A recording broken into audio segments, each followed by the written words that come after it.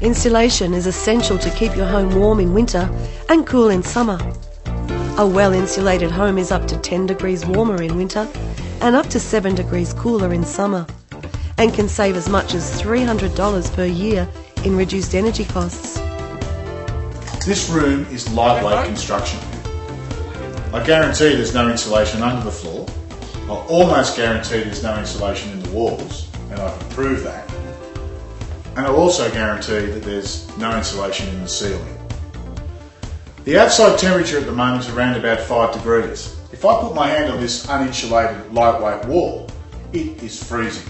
It's possibly a temperature of around about 8 degrees on this wall, which shows that there's only a 3-degree difference between the inside and the outside. If I put my hand on that floor, it's freezing as well. If these rooms were all insulated, we would find there would be a much greater difference between the internal and external temperature. Using insulation in the ceiling and walls of your home, and in some cases under the floor, will make your home more comfortable to live in. Insulation reduces the rate of heat transfer through building structures. In summer it reduces the rate of heat entry into the home, and in winter it reduces the rate that heat is lost from the home. One of the most important components of sustainable design is the building envelope. We need to make sure that the walls, the floor and the roof of your building are thermally secure. Otherwise, all of the heat that's inside of your building in winter, or all of the cooling that's inside of your building in summer, will escape. Or, transversely, all of the cooling that's outside your building will come in winter, and all of the heat that's outside your building in summer will come inside as well. How do we improve the building thermal envelope? Well, we insulate the walls, we insulate the roof, we insulate the floor. But there's always a weak point. What is that weak point? This. The glass is the weak point. I'm holding my hand on this glass. It's currently 5 degrees outside, and my hand is freezing cold because there is no thermal barrier to that cold coming inside this building. In addition, there is no thermal barrier stopping the heat in this lovely warm room going outside. How do we fix that? We use thermal glazing. When you consider that 80% of your heating or cooling is transmitted through the glazing, you'll see that the glazing is an integral, absolutely imperative component of the building thermal envelope. Without this glass, we may as well do nothing. Because we can have the world's most insulated building, we can have a perfectly insulated wall, floor, ceiling, but if we have standard glass, then all it's doing is opening the door and letting it all out. You need to consider the use of thermal glazing. Double glazing will provide great benefits to your building. It will reduce your running costs, your heating loads and your cooling loads, and in addition, it will improve the comfort inside your building. In the summer months, the correct glazing should also help to insulate your home and therefore prevent the inside from getting too hot. There are many different types of glass available on the market, or you can simply apply a window film to your existing windows and doors, as seen here. The radiant heat from the sun which shines on east and west facing windows in summer can be as high as 1000 watts per square metre, equivalent to the heat output of a small bar radiator. If a house has a lot of unshaded east and west facing glass and unshaded north facing glass, there can be a lot of heat coming into the home through the windows. So you need adequate shading, or better still, the right type of glazing to suit the location of your windows.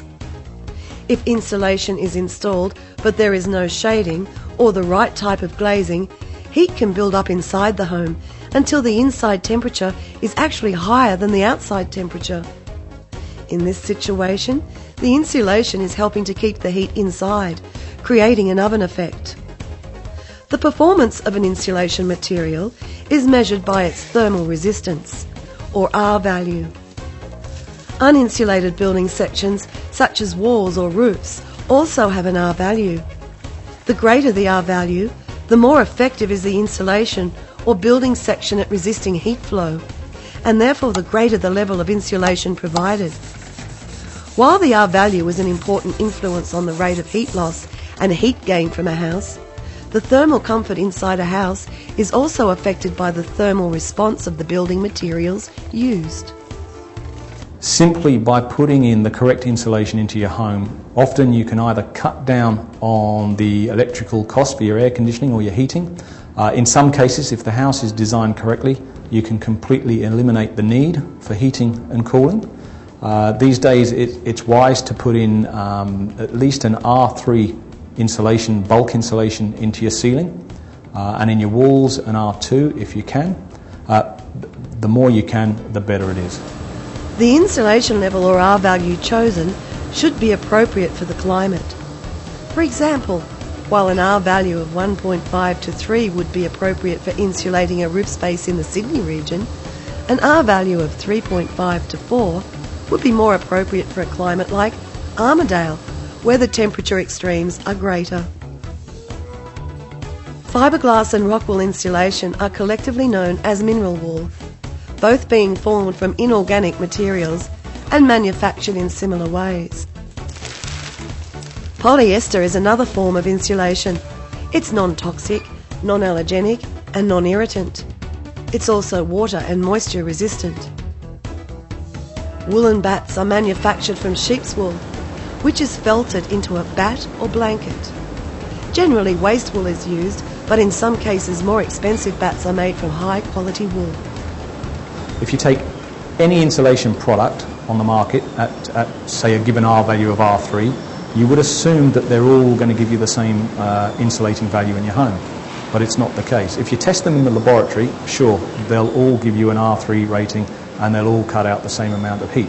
But when you put it into the real life scenario, what happens is this. If you can imagine a loft space with your bats lying down between the rafters, through the period of 24 hours, through the night time, the temperature drops in the loft, the air becomes moist as with condensation.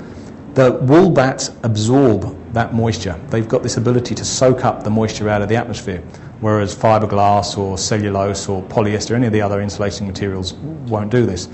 Now the benefit of this is in the morning when the sun comes up, it starts to heat up the tiles or the tin, whatever you've got. The next thing is it starts to heat up the air in the attic space. Now the next thing after that, it will start to heat up the bats, whether they're fiberglass, wool or polyester. And when they meet critical mass, that's when there's enough heat in there that they can't absorb anymore, they start to transmit that heat through into the living space. Now the difference with wool is that it's absorbed the moisture through the atmosphere all night. So the first thing that happens is it starts to give off that moisture back into the atmosphere. It starts to let it go. That cools the fibre mass. It's a bit like your skin when you sweat. You know, your skin stays really cool. Well, the fibre mass will stay cool until all the moisture is gone, which means that the heat doesn't penetrate into the living space anywhere near as quickly as any of the other insulators. It'll probably keep your house cooler by maybe up to 6 degrees through the period of a 24-hour session.